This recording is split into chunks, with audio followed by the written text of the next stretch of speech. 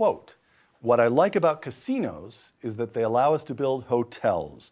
A slot machine or a blackjack or a roulette table, they have no power. It's the non-casino stuff that gets people to come back again and again." Close quote. With us today, the man who said that and who by universal agreement reinvented Las Vegas, Steve Wynn. Shooting at the Wynn Las Vegas, Uncommon Knowledge now.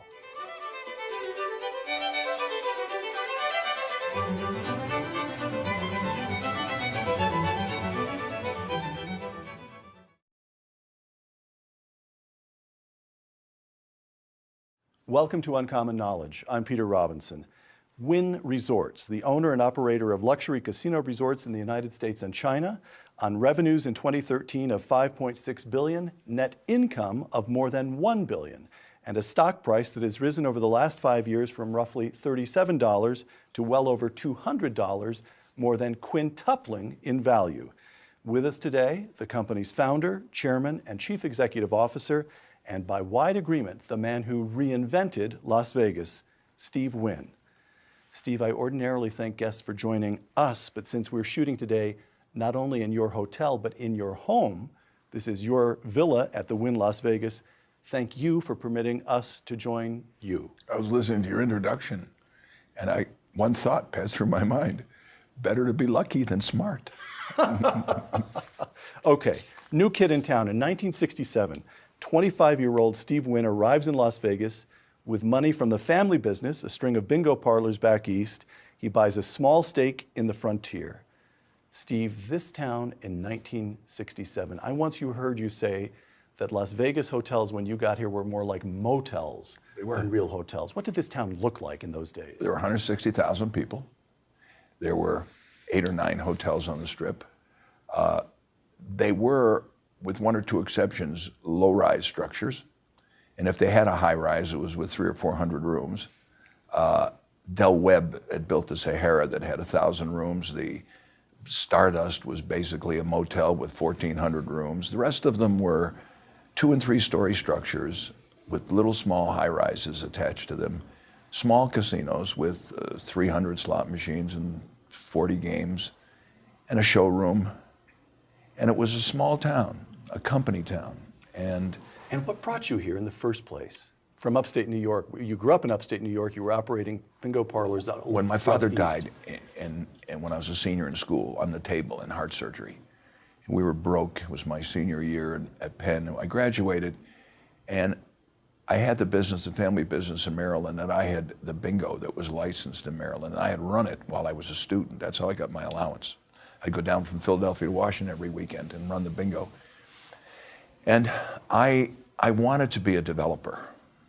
And because I was in a county that was adjacent to the Baltimore-Washington International Airport, I wanted to build an industrial park, and I could buy a farm for $1 million that was next to the airport, and I could get it zoned for the airport. Other people might have had a hard time, but I knew my way around the county. I thought I could get the zoning. And I didn't have any money. I was worth about $50,000 or $25,000. And I found John MacArthur of Bankers Life and Casualty and offered him half of it if he would lend me the $1 million to buy the farm. He said no. But he asked me a bunch of questions about where I'd gone to school and how was my business legal and all those sort of thing. And I left and I went back to Maryland, and 2 weeks later I got a phone call from his office saying that Mr. MacArthur, he and Getty were the 2 richest Americans at the time. He owned Bankers Life and Casualty by himself. Wanted to see me again in New York, and that he'd pay for my airfare. Well, I paid my own airfare and went up to the Plaza Hotel, and I sat with him. And in effect, he told me that the insurance company owned this land on the Strip, a closed hotel called the Last Frontier. The insurance company had been trying to sell it to get rid of it, and so far had been unsuccessful, but a group of men had come to him to lease it for a very, very big price. If he would add $5 million for a high-rise, for more rooms. Right. And he said that he would like to have someone in the lessee group that represented his interests. Would I like to go there? And he would arrange for me to get 2 or 3 or 4% for virtually nothing, a few $1,000s, $25,000. And he said he'd pay my way to go check it out. And I said, I'd pay my own way. And I ended up on Thanksgiving of 1965 in Las Vegas. You're 23 years old. 23 years old, with my wife, Elaine. And I was with a friend of my father's who had arranged for me to meet MacArthur. And we started this little weekend in Palm Springs, and we were at a restaurant called Ruby's Dunes, and Sinatra was at the next table with some people. Totally by happenstance. By luck. And he walked over to say hello to the guy I was with. And we got introduced. He said, "What are you doing out here?" He said, "Well, we're going to Las Vegas tomorrow because Steve has been invited to join a deal for a new hotel on the Strip." Sinatra did a double take. I looked like I was about 16 years old, so did Elaine. "What hotel on the Strip?" I quickly sort of described what Mr. MacArthur was doing. And he said to her, "Where are you staying?" He said, "Well, we'll stay at the Dunes." "No, you won't. You'll stay with me. You'll stay with me at the Sands. I'll take care for you and the young people here." And the next thing you know, we're in Las Vegas, guests of Frank Sinatra, staying in a suite when everybody in the world is crowded into the Sands to get a glimpse of the Rat Pack. But these were the classic days of the Rat Pack. It was it. They were there. You can't really explain to people today what it was like. We went to the showroom. The Sands showroom had 500 seats. The Copa Room, where the Rat Pack worked, was a tiny nightclub. How many seats have you got here at the Wynn Las Vegas? Oh, 1,500 usually. Nothing, everything's big now, but it was 500 Okay, seats. 500 seats. Joint. We were in line. We were at the end of the line. We come to the maitre d', typical guy with the card, and we say, "Wynn, Liebert." The guy says, "Hello, Mr. Wynn, welcome to Sands." Says to the captain, "Take them to booth 5. We get taken in. There's 497 people in that room. Right. We walk in, the older guy and the two of us, we look like his kids, and we sit in a booth in the center of the ringside. On the right is Lucille Ball, Elizabeth Taylor, and other people. On the left is Gregory and Veronique Peck and Roger Moore and his wife. Everybody in the room is somebody or a giant customer of the Sands. Right. They had some dancing girls like the Copa girls, and they went off stage, and without an announcement, Frank Sinatra, Dean Martin, Sammy Davis Jr., Peter Lawford, and Joey Bishop walk out. The place goes nuts. Everybody is cheering because Sinatra and Martin and Davis knew everybody that was in the room. Got it. And so they start walking around the apron of the proscenium. "Hi, Lizzie. Hi, Lucy. Hi, Greg. Hi, Vernie. Hi, Raj." Like this kind of stuff. Sinatra says, "How do you like the seat, kid?" Everybody looks at me and say, "What mafioso's son is that?" Or whatever they think. Right. I mean, it was so funny, so cool. Dean Martin, Mr. Cool, Frank Sinatra, the boss, Sammy Davis, the court jester with more talent than anybody. Peter Lawford and Joey Bishop were sort of like furniture. Steve, you're a big time businessman, but what you're telling us is you came to this, you fell in love. I had no intention of staying. I just wanted to take my wife on a vacation. When my dad died, we never had a honeymoon. Right. So it was 2 years later, from 63 to 65. I figure this will be fun. Right. The maitre d' said to me, "When the show is over, stay in the seat." We get taken, when the showroom empties, through the back to the lounge. There's Louis Prima, Keely Smith, Sam Butera, and the witnesses on stage. 2 reserved tables. We sit down in the reserved table. 1,000 people, the casino's cramming to see this. It was an open lounge. Right.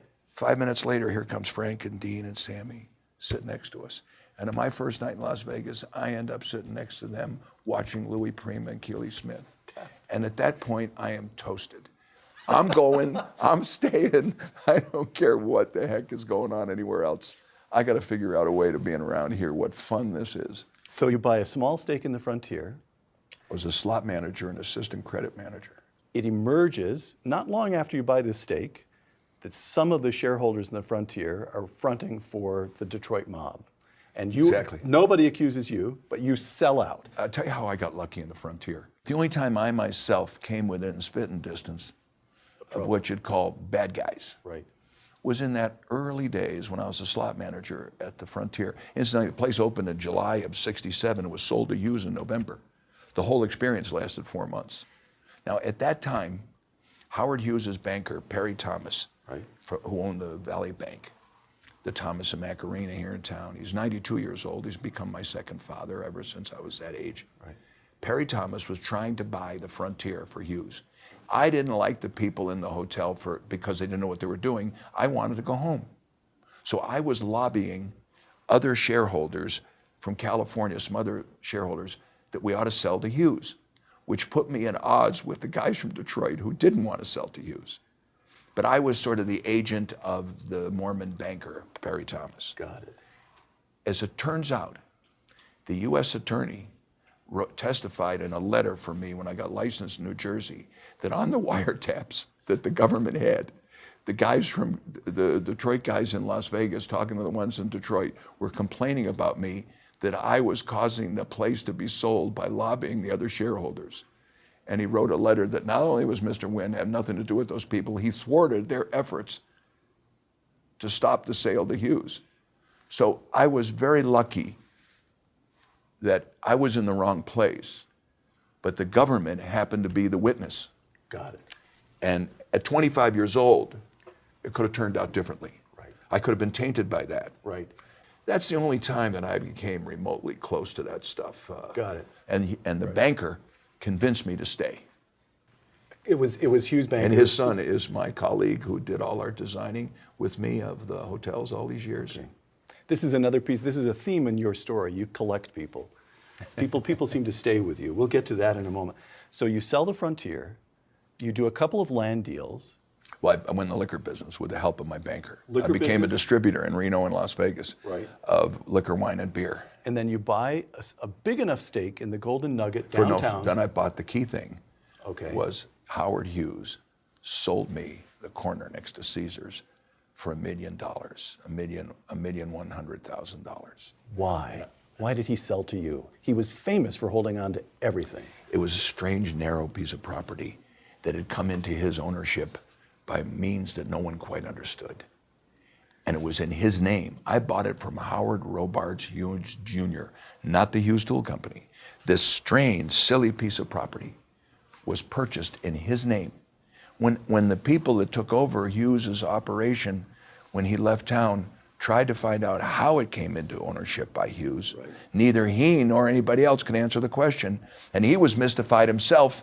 And my banker, Perry Thomas, intervened and had Hughes sell me the piece of property because it wasn't next to anything that Hughes owned. And he lent me the $1.2 million to buy it, including $100,000 for interest. 10 months later, I sold it for $2.25 million to Caesar's Palace. I made my first $1 million. I was 29 years old, and I paid my tax. I had a partner, Abe Rosenberg, that owned a third, who owned J&B Scotch, who had signed the note at the bank with me.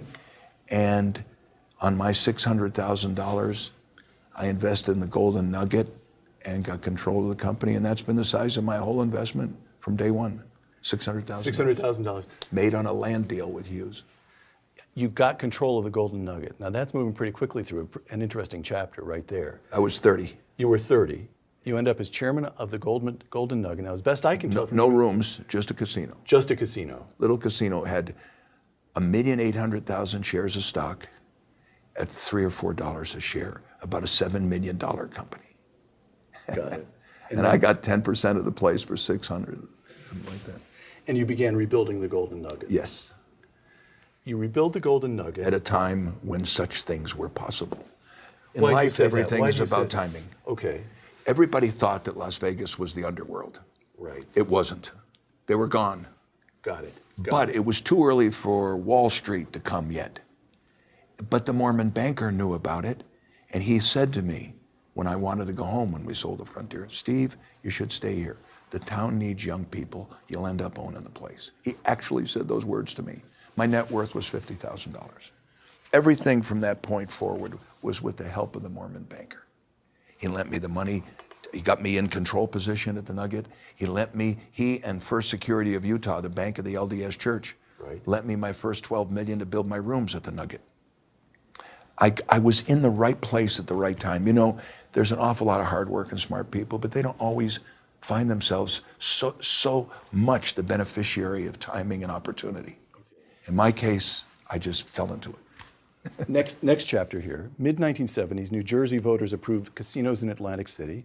In 1978, you buy a piece of property in Atlantic City, you rip it down, you build the Atlantic City Golden Nugget, And you operate that profitably for not quite a decade, and you sell it in 1987 to Bally's to come back to this town.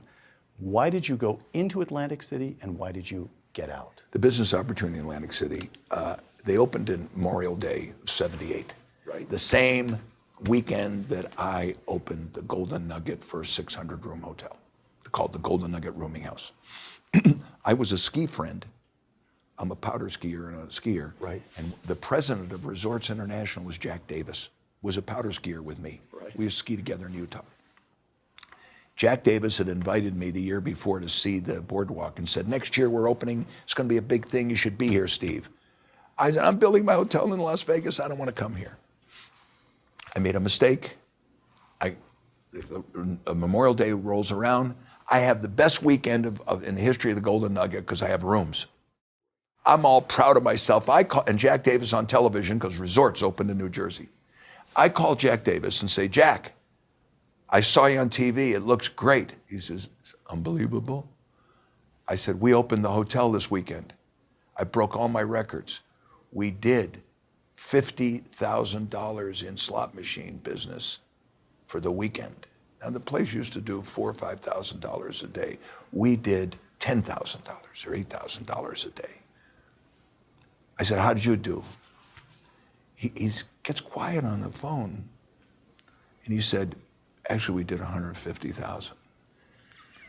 I thought, for the weekend? My God, 3 times as much as the Nugget.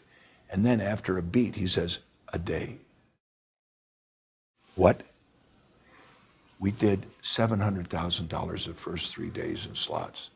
We're having trouble counting the money from the tables because it's all stacked up in box crates. What? Steve, get on the plane and come here. The next day, I was on the plane. And I went to see Jack Davis, and I walked in his office at Resorts International, couldn't get through the crowds to get to the elevator. He's sitting back in his desk, and like, I told you so. So, okay, we're gonna get some land. He says, go see Manny Solomon at the Strand Motel, at the opposite end of the boardwalk. He wanted to put me as far away as he could. And I went to see Manny Solomon and bought the property the next day. And it looked so good. Right. And everybody was rushing and remodeling these dumpy old hotels.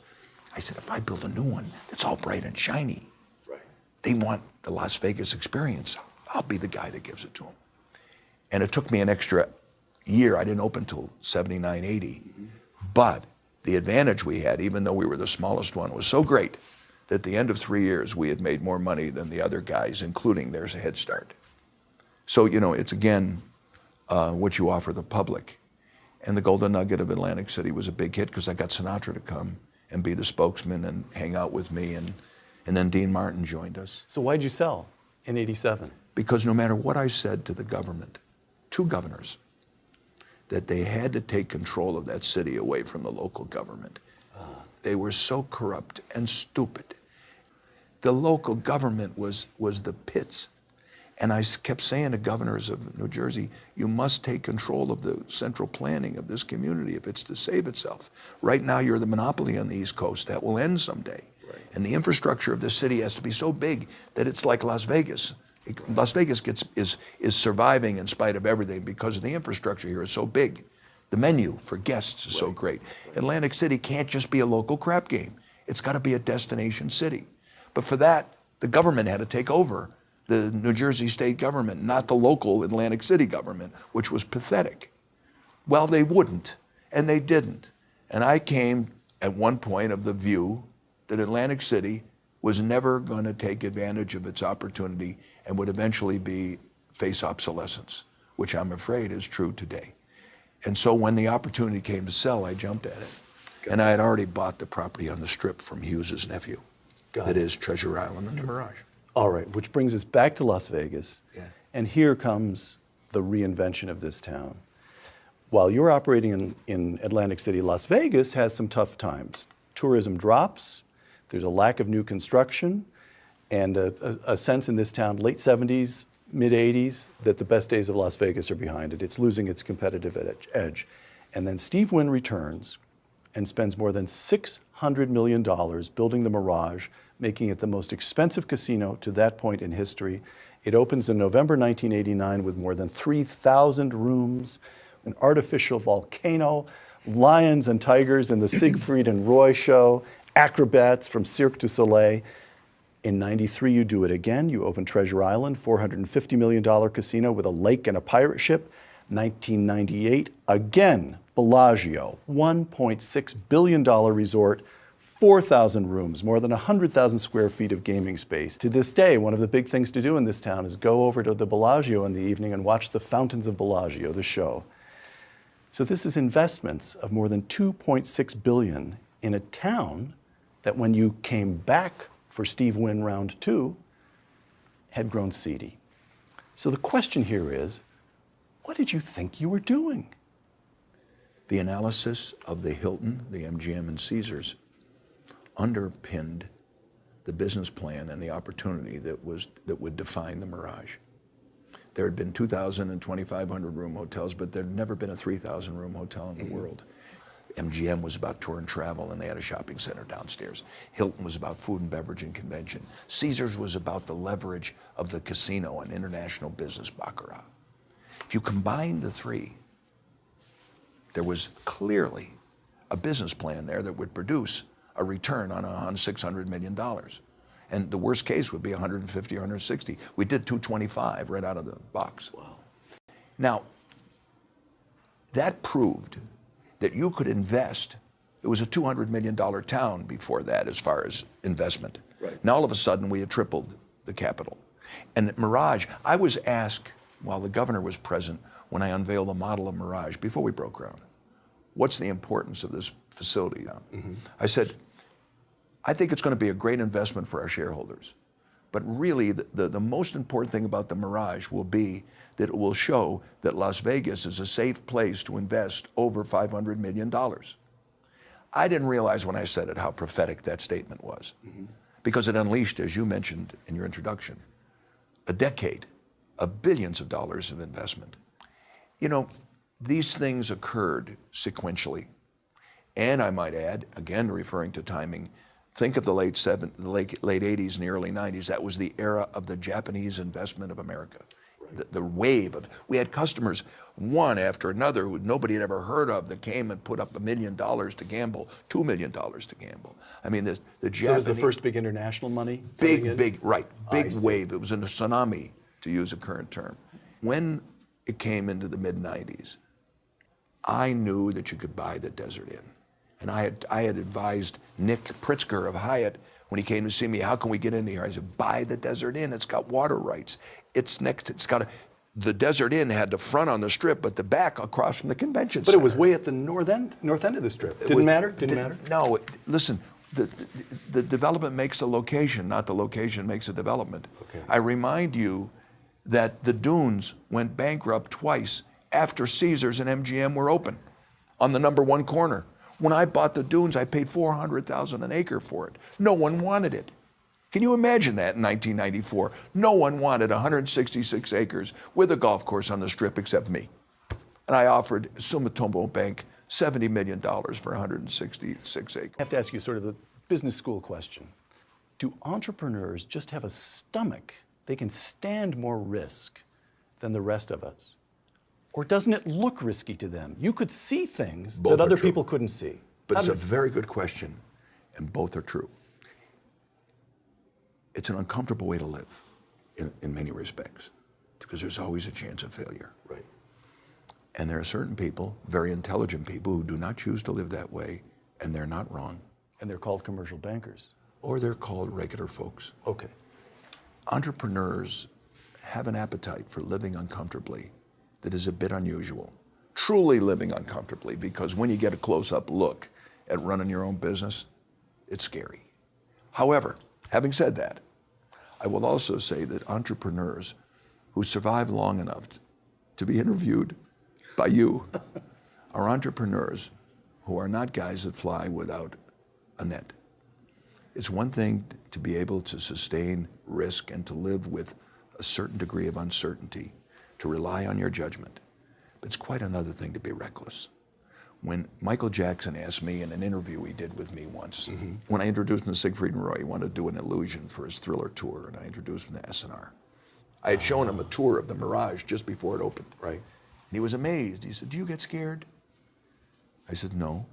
"But with all that thing that you're building," I said, "Look, Michael, before we broke ground, we developed a business plan. We examined, re-examined again and again our fundamentals." I said, "We raised $525 million with some of the toughest people in the world because our story was convincing.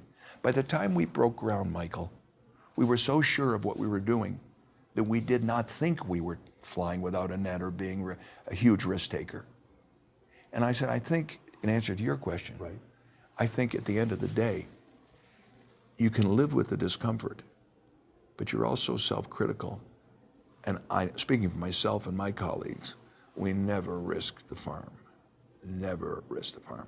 My responsibility to my employees, my stockholders is such that I can't promise to be right all the time. No one can. You make calls, sometimes they're right, sometimes they're wrong, but capital structure allows you to survive the inevitable cycles of business, Right. which go up and down, as surely as sunrise and sunset, except we don't know the timing. Right. They allow you to survive your own miscalculation. Capital structure, I learned at a young age, thanks to Mike Milken, who taught me the story.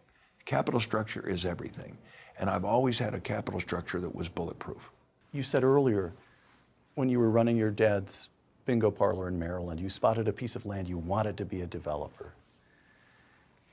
And you've also said that, quoted this right at the beginning, the reason you like casinos is because they let you build hotels. Still, they're casinos. Your dad was a compulsive gambler. It was a real problem for you growing up, for your mom, for your little brother. He left the family in debt. How do you think about, you need the casinos because they give you more revenue than just the rooms. They let the whole act take place, right? But you're still at some level, are you uncomfortable with the how do you think about that in your own mind? It is a central question, and I love it because I had to come to grips with it myself. Coming to grips with it is too strong a term. I understand it. My answer is this. There are all kinds of indulgences that people have that they do with their own money as they see fit if they come by it honestly. People spend money on wine that is outrageous. Women buy pairs of shoes that are beyond any need. People buy cars that are extravagant. They build homes that are bigger than shelter. Who is to define the necessities of life? And who is to tell us what our hobbies, our self-indulgences should or should not be? There are people who, the definition of a casino customer, a gambler, is a person who likes the game more than the money. The definition of an art collector is a person who likes the painting more than money. Right.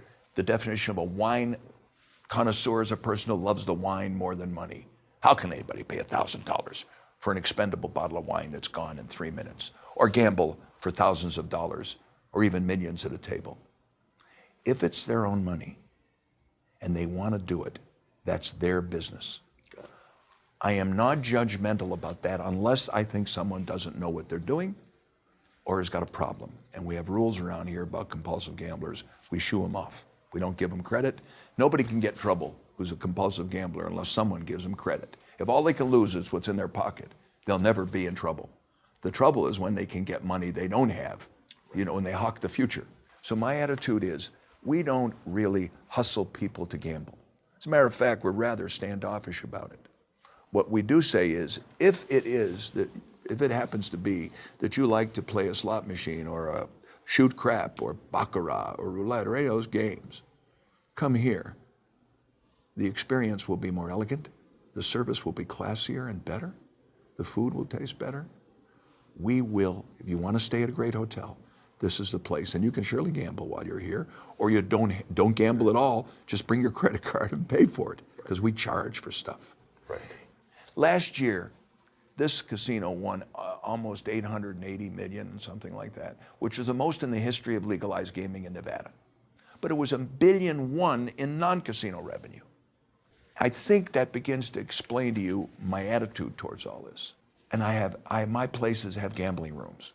Good. If that's what you like to do, go at it. Go at it.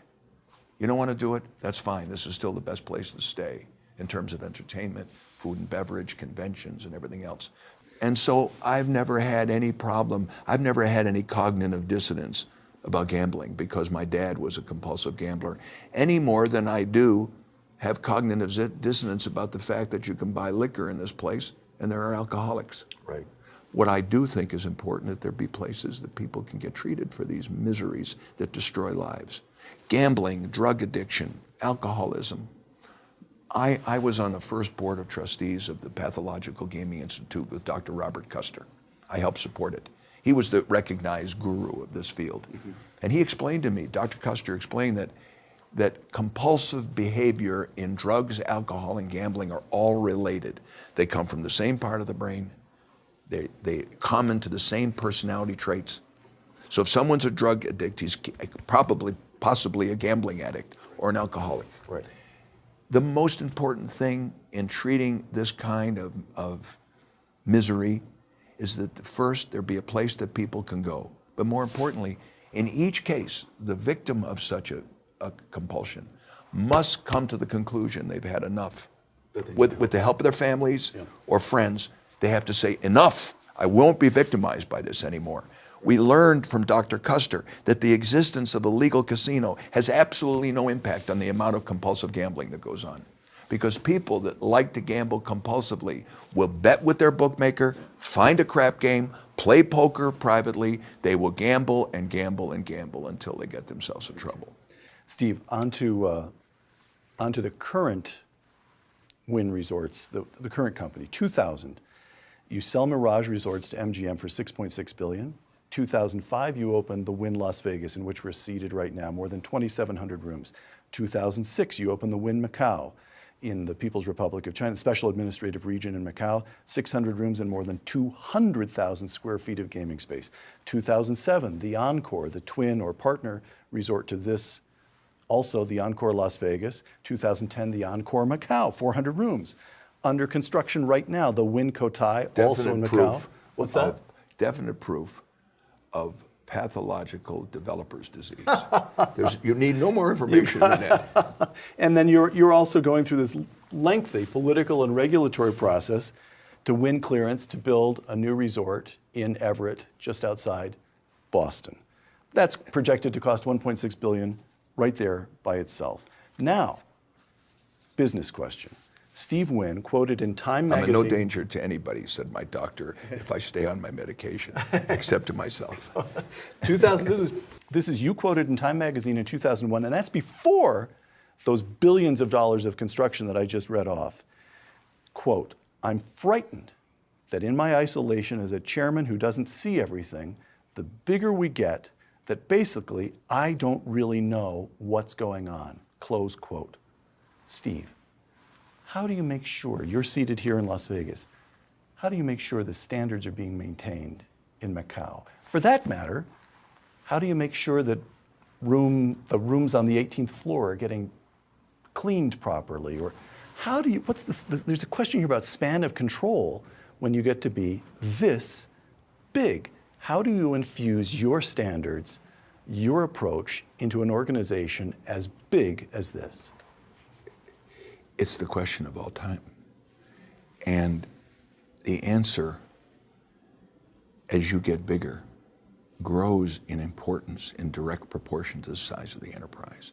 And there is only one answer, the culture. The culture lives and must exist at the most fundamental level on the line employee in an enterprise like this, just as it must exist that way in the government. Who are we? What matters? Is that a simple question to which there is a simple answer that anybody working here can answer? If it is a simple question, it should be. Mm-hmm. We're offering people a good experience when they come and stay here overnight, whether they eat or play or go to the spa or swim or make a telephone call or walk down the hallway. What is it that we're all up to? We're giving people a positive experience, and only people make people happy. If I could establish that culture where each employee feels it's important to them to have responsibility. Now, for the guest experience, Right. then your question is answered infinitely. So how do you do it? I'll tell you what. In this world, money's important if you're struggling and you have no security. But if you have a job and you think you're being paid fairly, money's not the issue anymore. What is important is their happiness, their state of mind, and their fundamental identification with the enterprise. If it's possible, that is to say, if performance on the job enhances self-esteem, you have plugged into the ultimate energy available on this planet. Money doesn't touch it. But if self-esteem is at risk in the way you do your job every day, now you got something. When you have programs like Employee of the Month, Employee of the Year, they're spotlight programs that give accolades and attention to the people who do great work. Right. It's very important, those things, but they all have those programs is important and we use them. They have one drawback. They require that you be noticed by your supervisor and nominated for such accolade. So how can we eliminate that liability and turn nomination for accolades into something that the employee does on their own? We came up with that answer years ago. It's called storytelling. We retrained 12 or 1,300 supervisors. Anybody that met with 3 or more people, up to 15, these shift meetings take small groups. Right. We train them to do a thing every day, 3 times a day in this building or whenever the shift starts. The supervisor says in the small group, hey, anybody got a story of something good that happened yesterday with a customer? Employee pipes up and says, well, yesterday this happened and I did this. And it's really cool. The employee acted as an individual to help a guest on a very personal level. Bellman says, I took the people up to the room. In the suites, we tend to take the baggage with them up the elevator. Right. And the last thing the Bellmans are trained to do is to say, check all your bags, everything here? Anything, can I explain to you stuff in the room, do this sort of thing? And the woman, he said it was an older man and woman, the woman screeched, oh my God, Leonard, I left our bag with the medication on the hall table at home. He was an insulin-dependent diabetic. Oh my God, Leonard, what are we gonna do? Woman was very distressed. Bellman says, calm down, ma'am. We'll help you out. Where do you live? Pacific Palisades, Los Angeles. Is there anybody at your house? Yes, our housekeeper.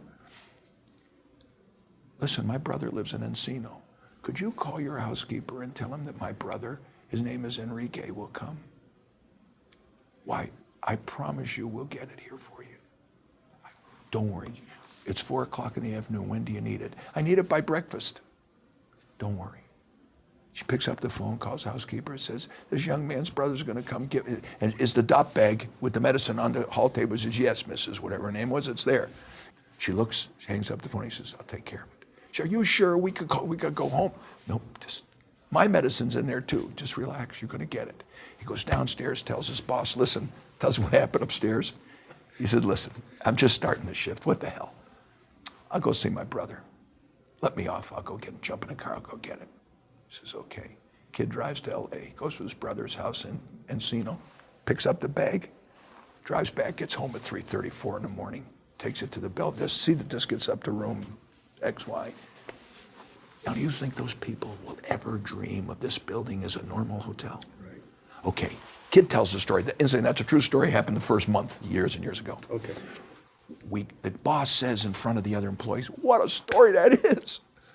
Presses a button on the phone, and up comes our crew with camera and recorder. On the in-house internet goes the story. Up on the wall within 3 hours is a great big picture of this Bellman and his story in letters 3 inches tall on big paper signs in the staff area in this whole city below this building, right, next to the staff dining room. We made a hero. We published this story. 2 things. The kid self-nominated himself for distinction. We made him famous. Number 2, this is the part that matters. The other people in the room saw all this take transpire. And every one of them says, I got to get me a story. Right. Now I got 12,000 employees walking up and down this place looking for one of you guests with a problem. They can't wait to interact. I got dealers going on break. that see a man or a woman looking around in this big place quizzically. You look like you're lost. Can I help you? Yeah, well, we're trying to find the Lafitte Ballroom. Well, you go straight down to the Chinese restaurant, take a left. Wait, come with me, I'm gonna take you. We don't have to take it yourself. It's okay, I'm on break. Come on. They walk them takes a 5-minute walk, delays his break by a few minutes. He wasn't that hungry anyway, but he's got a story, and he's going up on the internet tomorrow, and he's gonna be a hero. That culture of making these people responsible in terms of their own self-esteem is the power. It's the power that makes a guy like me sleep good at night. Because I'm driving the culture, the employees are driving the experience. It's about my people. You got the culture, you got the problem solved on the 18th floor. You don't got the culture, you can have cops everywhere. Won't mean a damn thing. Got it. Steve Wynn, 2011, quote, "I'm saying it bluntly, this Obama administration is the greatest wet blanket to business and progress and job creation in my lifetime," close quote. It's 2014, Steve. You want to stick with that? Absolutely. You do? Oh, sure. And I think that what may have been a sort of outrageously politically aggressive thing to say in 2011 has clearly come home now. The international president of my union, the Restaurant and Hotel Employees Union, has had his program exploded by Obamacare. He's begged the president in letters and in writing to change it, along with the Teamsters Union. They've attacked their own base with the Obamacare. Here in Las Vegas, the unions gave a $700 a year raise increase to the union, and 100% of it went to the healthcare program. And the head of the union says to me, when my members ask me, for $700 a year, I'm not getting a dime in my salary, it all went to healthcare. What am I getting in my health program that I didn't have last year? And he's gonna say, absolutely nothing. The exact same program. I mean, whether it's over-regulation in a million areas, the amount of regulations published by the government in the last 6 years is staggering to anybody's imagination. There isn't a businessman in America that you can talk to that won't repeat the same mantra, whether he's a Democrat or Republican, and I've been more of a Democrat than a Republican in my day. Mm-hmm. And Harry Reid can attest to that. But the direction that the government and the government's taken in the last few years is disastrous from a whole bunch of points of view, is disastrous to the future health and vitality of our society. You're the chairman of a publicly traded company, and yet when it comes to politics, you take sides. I take sides only on issues that pertain to the health of my workforce. So I am watching my employees get paid in 90-cent dollars. Although I have brought millions of dollars to the payroll of this American company from China, millions, tens of millions of dollars from China to my employees in America, it has not been able to offset the dramatic decrease in buying power of their paychecks. Walmart's more expensive, gas is more expensive, heating's more expensive, clothing is more expensive. Why? Has everything in the world become more precious all of a sudden? Absolutely not. But the value of the dollar, the purchasing power of my employees, of the working class of America is getting demolished by reckless fiscal policy in America, exacerbated by this administration. So do you wish more CEOs spoke up? What you're doing is unusual. To get that far out there. Listen, if you don't know the difference between good and bad, you're a damn fool to begin with. If you don't have a sense of protection for your employees, if you don't understand where your benefit as a CEO lies, it's with the workforce, then you shouldn't be holding that job. And if you know that it's your employees' welfare that matters, you're real concerned, not as a politician with rhetoric about the working class of America, but as a guy that's paying the working class of America. I know what's happening to them, and they're getting squashed by government policy. And so is education in America suffering from government policy. I mean, this is not soundbite stuff. Steve, last question. Your dad died at 47, leaving you in debt. You took several years to pay off those debts, as I recall. And yet you have said this, quote, I'm quoting you, "I'd give everything for 15 minutes with my father to have him walk through this hotel and see what happened," close quote. what would Michael Wynn say to his son Steve? My dad gave me everything I needed to get here today. He gave me a great education, his love and affection, my mom and dad. I had the most perfect middle-class childhood. My father never graduated high school, but was a self-educated man who read constantly and constantly taught me the importance of being respectful of people who worked hard and were successful because it was hard to do, to be a hustler, to work hard, to not take a breath until you got accomplished what you were after, to have a work ethic. And he gave me all the tools that I needed that a father could ever give a son to get to the point where I was armed for the battle, so to speak. My father was a pal of mine, a constant man that reinforced my insecurity when it occurred, as it does with young men. My dad was the perfect dad. He had a problem with gaming. He, like so many people of that generation that made their own money, who never had a dime, when they get money, they like to spend it.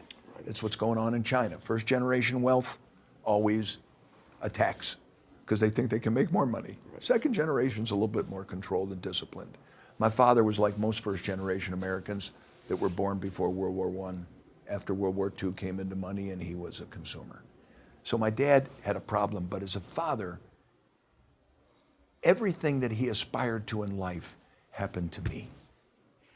Every dream my dad ever had came true with his son. Knowing what that meant to my father is so overwhelmingly exciting that if my dad, there was a man in our city in upstate New York that was a Cadillac and tractor dealer. And then agricultural upstate New York, he was a good business.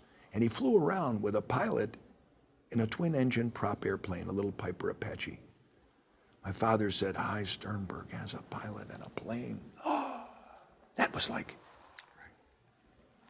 I walk on my Boeing business jet, or any jet, or look at a painting, or see the building. My dad was a customer in Las Vegas at the Tropicana.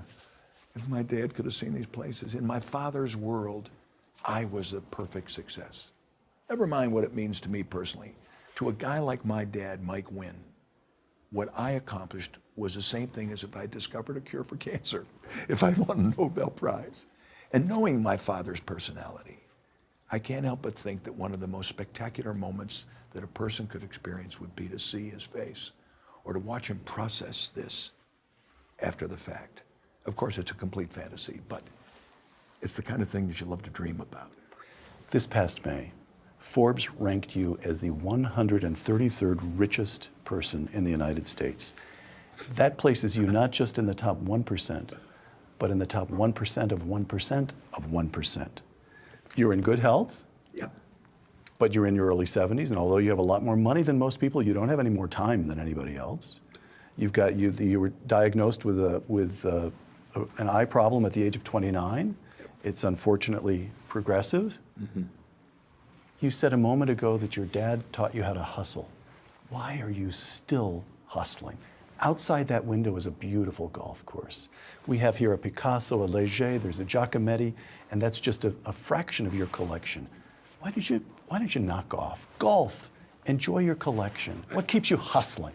Because I'm one of those rarely fortunate, really lucky people who's doing what he loves. Consequently, I've never worked a day in my life.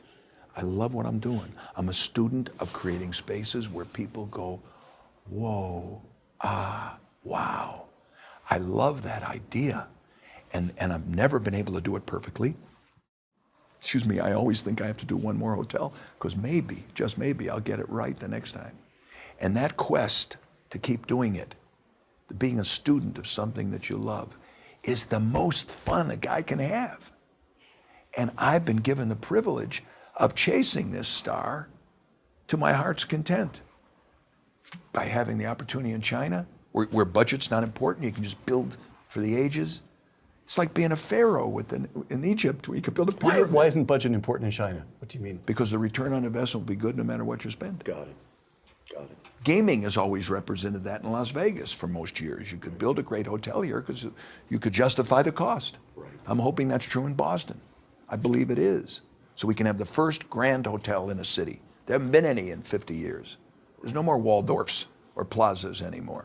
The Grand Hotel doesn't work anymore in cities because the room, food, and beverage revenue doesn't justify the cost of construction. But if you can put a gaming room down the hall like a ballroom in a separate space, you can build a Grand Hotel in Boston. Bring back an age of grace and beautiful place where you can bring children, because the gaming is off by itself. But I like places where everybody's excited. And it's a tricky thing to do because it's all about the emotion of the space. It's all about the way a building or a place or a staff makes someone feel. And that's a dynamic assignment. It involves human resources, things like storytelling, and making everybody in the building think that the best thing that ever happened to them was working in this place, because you walk out of this room, forget my interview, and with your camera, grab any one of my employees. See what happens when you ask them, what's it like working here? I didn't have a camera, but I asked a couple of people serving bar last night. They like your hotel, Steve. The newspaper hired an outside consulting firm to find out who the Review Journal, who was the best employer in town. And they did these big interviews, and they did a special Sunday section, and we won. And I didn't know what was going on until Mike Weaver called me up and told me and read me what the employees said. Oh, it was ecstasy. This is the greatest place to work because they listen to you here.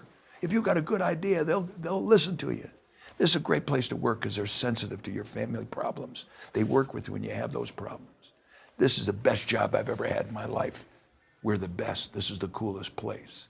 There was this deep pride at belonging to the family here.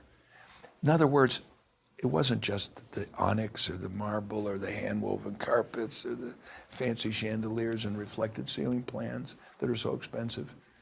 It was the living organism that is the family of staff. And if you get all those things going at one time, listen, last thing I got to say. By definition, on this planet, from Asia to Europe, from Latin America to Canada, there has to be a best place in the world to stay. Why can't it be here? Maybe we're the best hotel in the world. Maybe. Not for me to say. But you know what? From what I understand from anybody that's ever taken and reviewed this objectively, if we're not it, we're in the top 3. Now that's a kicky thing to be able to do. Steve Wynn, founder, chairman, and chief executive officer of Wynn Resorts, thank you. Shooting today in Las Vegas, in Mr. Wynn's villa at the Wynn in Las Vegas. For the Hoover Institution and the Wall Street Journal, I'm Peter Robinson.